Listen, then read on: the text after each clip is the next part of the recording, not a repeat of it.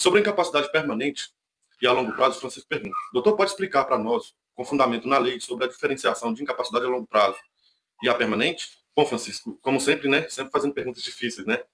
Mas posso sim. E obrigado aí pela sua pergunta, muito pertinente. Bom, essa dúvida ela é muito comum, né? Quando o laudo do INSS só traz a expressão longo prazo. Mas existe uma diferenciação jurídica, né? Muito importante. E hoje eu explico, né? Com base na lei. A expressão impedimento de longo prazo, ela está descrita, né, lá no artigo 2º da Lei 13.146 de 2015, que é o Estatuto da Pessoa com Deficiência.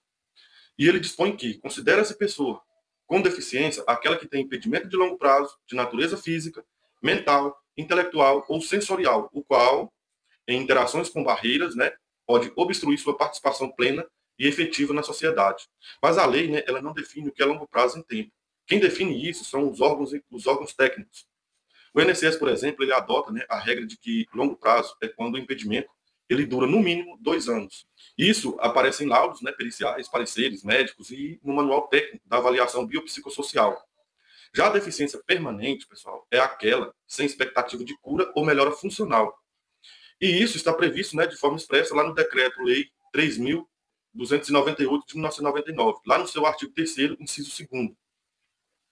E nesse artigo dispõe que a deficiência permanente é aquela, né, que ocorreu ou se estabilizou e não tem possibilidade de recuperação ou reversão, apesar, né, dos tratamentos e recursos disponíveis.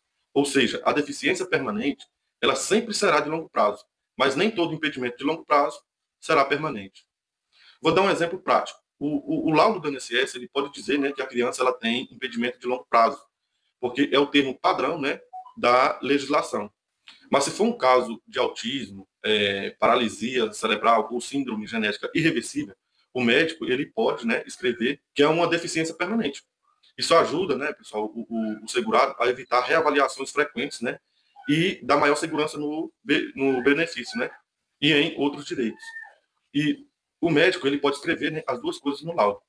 Exemplo: trata-se de impedimento de longo prazo e de caráter permanente, sem expectativa de reversão funcional. Resumindo, longo prazo, pessoal, mais de 2 anos, que é o critério, né, técnico utilizado pelo INSS.